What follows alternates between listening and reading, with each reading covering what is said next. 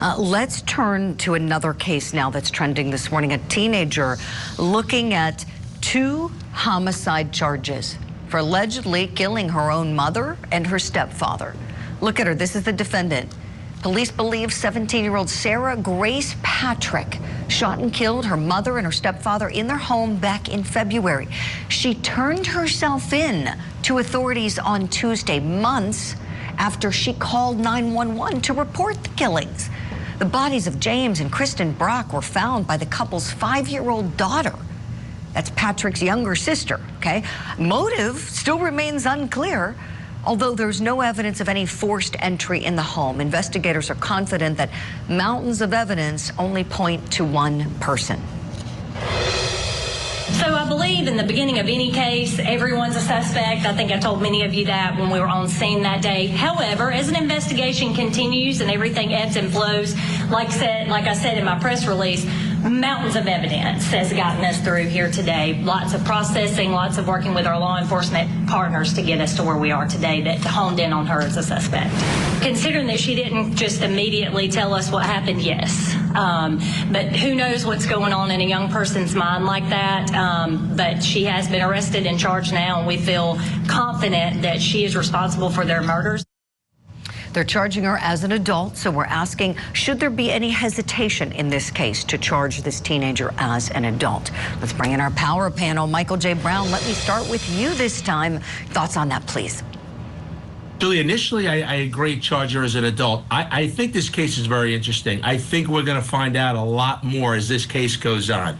Something tells me there's either a significant mental component, there is either a significant drug or alcohol issue here with this young girl, or, and this is complete speculation, that there's some wrongdoing in that home, that this young lady felt the need to kill her parents. I find it very difficult to go and do this act without something behind it. And I think as the case develops, we're going to find out a lot more about this case than we know right now. Oh, Michael, I think you're exactly right. Thank you for that. Dr. Sue, dovetailing off of what Michael touched on, of course, people are thinking, is there a mental health component at play here? Curious your thoughts and any questions that you may have on that. Thanks, Julie. I agree with Michael here 100%. We are going to see a lot of information come out probably about this young lady's mental health and about what was going on in this home behind closed doors.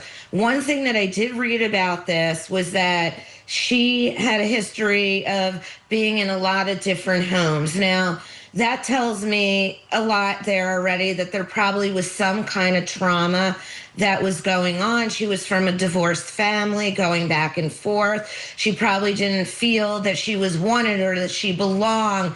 And there's always some kind of trauma that goes on in these families that leads a child, that's what she is, a child, to take such a severe act to stop the pain that she is under. Now, if she committed these crimes, of course, justice needs to be served.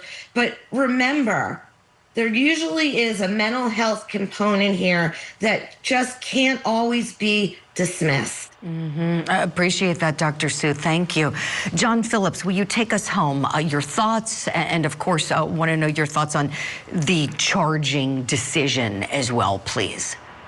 I agree with everybody so far, so I can kind of make it quick. You know, the other interesting thing is this was Carroll County, Georgia, GBI and FBI that looked at this. So it's a resourced, charge so far. And there's just going to be so much more to this story because without, a history, you don't ever, you should never see a child kill their parents. Yeah, so right.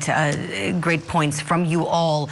We're going to be covering this case very closely, and we'll leave it here for now. Dr. Sue Kornbluth, we have to say goodbye to you. Thank you for coming on the show this morning. We'll see you soon. And still ahead here on